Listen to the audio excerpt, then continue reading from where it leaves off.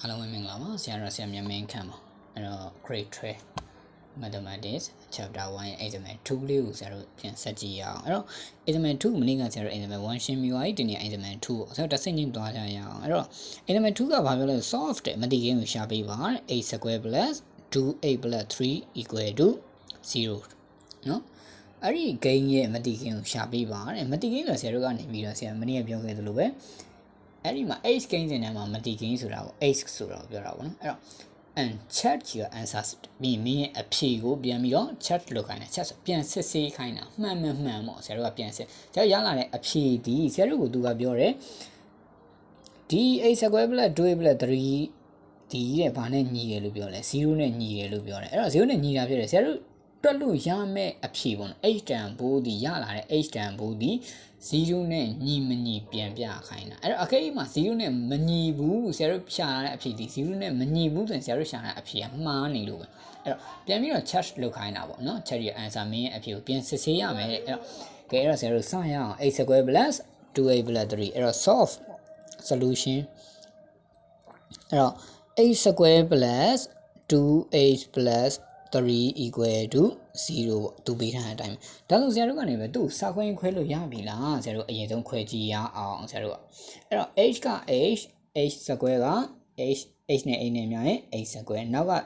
3ဖြစ်တဲ့အတွက်3တက်လီ3ပဲခွဲလို့ရမှာဒါဆိုဆရာတို့ကနေပြီးတော့ရပြီလားကြည့်အောင် 3h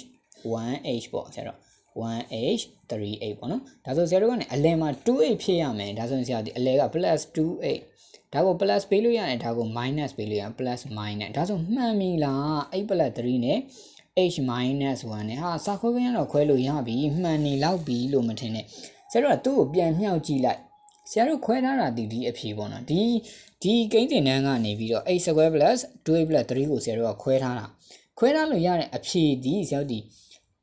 ဒီအဖြေရတယ်ဒါဆိုရင်ဒီအဖြေကဒီအဖြေပြန်ရနိုင်လားဆိုတော့ဆရာတို့ပြန်ပြီးမြှောက်ကြည့်ရမယ်ဒါဆိုဆရာတို့ဒီမှန်ပေါ့ဆရာတို့ပြန်ကြည့်မယ်ပြန်စစ်ရအောင်အဲ့တော့ h နဲ့ h နဲ့မြောက်ရင် h square ကွာအဲ့တော့ဒီလိုလေးလာမှာဆရာတို့ကဘယ်လိုတောင်းလဲရှေ့ကိန်းနဲ့ပြီးရှေ့ကိန်းနဲ့နောက်ကိန်းပြီးနောက်ကိန်းနဲ့ရှေ့ကိန်းနဲ့နောက်ကိန်းနဲ့နောက်ကိန်းအဲ့လိုတောင်းမှာဒါဆို h နဲ့ h နဲ့မြောက်ရင် h square h နဲ့ minus 1နဲ့မြောက်ရင် minus h အဲ့တော့3နဲ့ h နဲ့မြောက်ရင် plus 3h ဖြစ်မယ်အဲ့တော့3နဲ့ minus 1နဲ့မြောက်ရင် minus 3ဒါဆိုဆရာတို့ဒီသူ့ကိုခွဲလို့ရတာဒီ h square plus 2h minus 3ကြီးဖြစ်နေမှာဆရာတို့ရဲ့အဖြေဒီဆရာတို့ခွဲခဲ့တာဒီတဲ့ဆရာတို့ h square plus 2 plus 3ကိုခွဲခဲ့တာဒါပေမဲ့ဆရာတို့ကခွဲလို့ရတဲ့ကောင်ကိုဆရာတို့ကနေပြီးတော့ပြန်ပြီးတော့မြှောက်ကြည့်တော့ဆရာတို့က h square plus 2h minus 3ကြီးဖြစ်နေဒါဆိုဆရာတို့ရဲ့စာဝိုင်းခွဲထားတဲ့အဖြေက reject မှားနေတာပေါ့ mistake လုံးဝဖြစ်သွားပြီဒါဆိုဆရာတို့ကစာဝိုင်းခွဲလို့မရဘူးလို့ဆိုလိုတာပေါ့အဲ့တော့ဆရာတို့ကစာဝိုင်းခွဲလို့မရတဲ့ဂိမ်းဆိုရင်ねဆရာတို့မနေ့ကအတိုင်းပဲဆရာတို့ဘယ်လိုရှာမလဲဆိုတော့ h square plus 2h အဲ့တော့ plus 3အဲ့တော့ 8 plus 3ကိုဆရာတို့ကနေပြီးတော့ဟိုဘက်ကိုပို့မှာပေါ့ဟိုဘက်ကိုပို့တော့ဘာဖြစ်သွားမလဲဆိုရင် minus 3ဖြစ်သွားမှာ h equal to minus 3ပေါ့အဲ့တော့ minus 3ဒါဆိုဆရာတို့ကနေပြီးတော့ပြီးပြီလားမပြီးသေးဘူးဆရာတို့ကအဲ့မှာပုံစံဝင်အောင်လုပ်ရရမယ်ဒါဆိုရင်ရှေ့ကိန်းနှစ်ထပ်နော်နှစ်စားရှိတယ်8 square 8ဒီနှစ်ထပ်တစ်ထပ်ဒါဆို8 0တက်8ပါဝါ0တက်ကပြောင်းနေတယ်ပြောင်းနေတော့ဆရာတို့ဘယ်လိုထည့်လဲဆိုတော့ဆရာတို့မနေ့ကပြောတဲ့အတိုင်းပဲမနေ့ကဗီဒီယိုကြည့်ရလို့ဆိုသိမှာပေါ့နော်ဒါဆိုဆရာတို့ကနေဘယ်လိုထည့်မလဲအလဲကိန်းဒီ8ပါဝါတစ်ထပ်ရှိတယ်ပေါ့နော်ဒီကိန်းကိုဆရာတို့ကနေ2နဲ့စား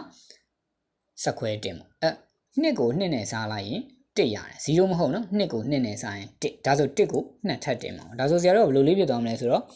h square plus 2h plus 1 the whole square ပေါ့ is equal to minus 3ဒီဘက်ကို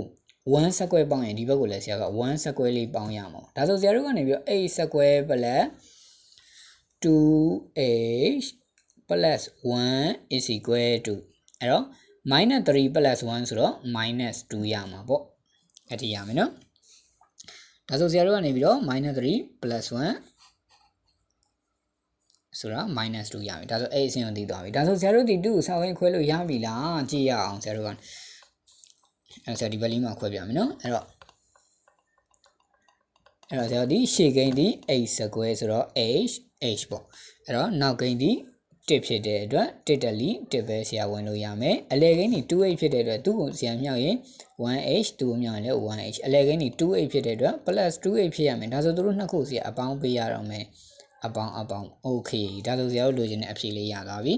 ဒါဆို 8 plus 1ပဲနှစ်ကွင်းရမှာလဲနှစ်ကွင်းရလာပြီပေါ့ဒါဆို 8 plus 1 the whole square is equal to minus 2ဒါဆိုဆရာတို့ကပြီးပြီလားမပြီးသေးဘူးညီမချင်းတစ်ဖက်မှာ minus 2ဖြစ်နေတယ်ဆရာတို့ဒီခါတိုင်းအတိုင်းပဲပေါ့စွမ်းနာအတိုင်းပဲဆရာတို့ဒီဘယ် formula လဲဝင်နေပြီလေတဲ့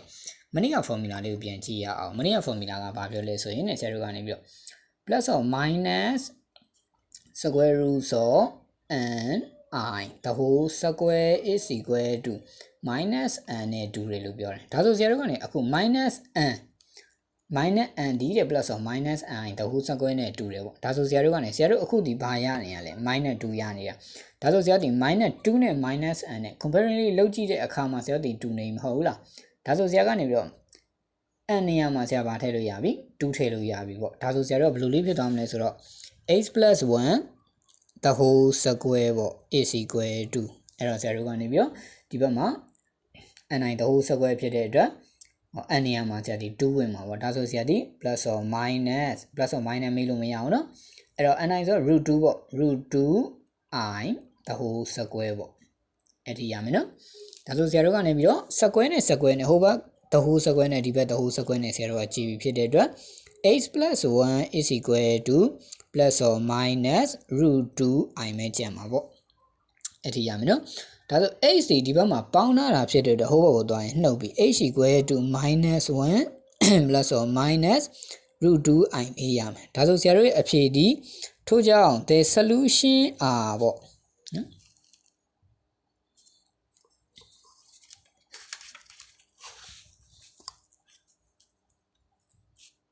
အဲ့တော့ထို့ကြောင့် the solution are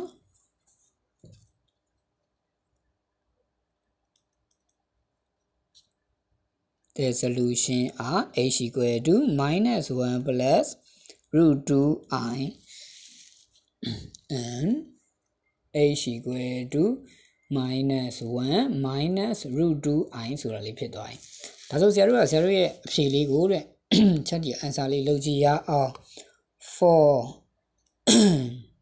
h is equal to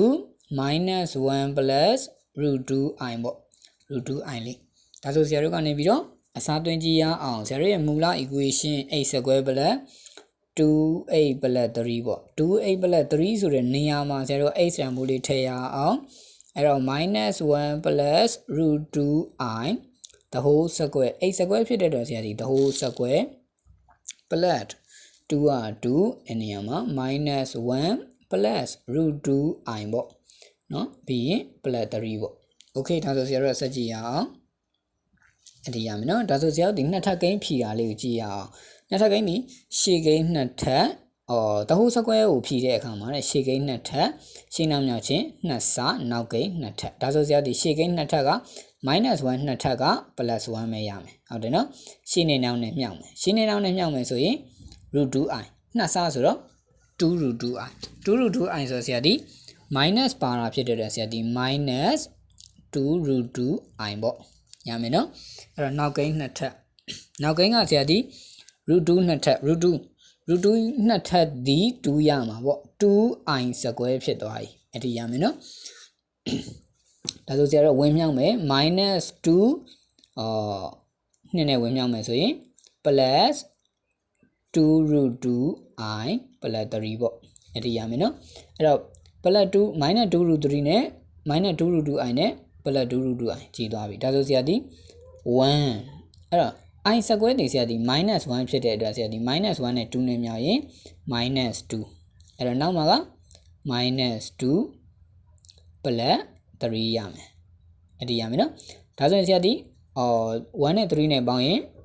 4 minus 2 minus 2ပေါင်းတော့ minus 4 is equal to 0ပေါ့ဒါဆိုဆရာတို့က0နဲ့ညီသွားပြီတစ်ချက်ပေါ့နော်နောက်တစ်ချက်ထပ်ကြည့်ရအောင်အဲ့တော့နောက်တစ်ပိုင်းက for h equal to ဆရာတို့ကနေပြီးတော့ minus 1 minus √2i လေးကိုအစားသွင်းမယ်ဒါဆိုဆရာတို့ကနေပြီးတော့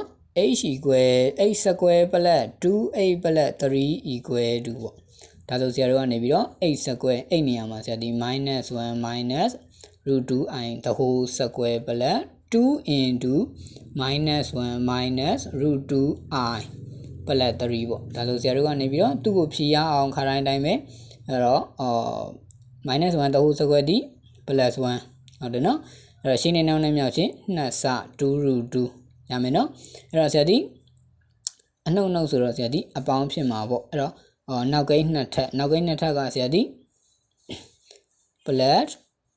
အဲ့တော့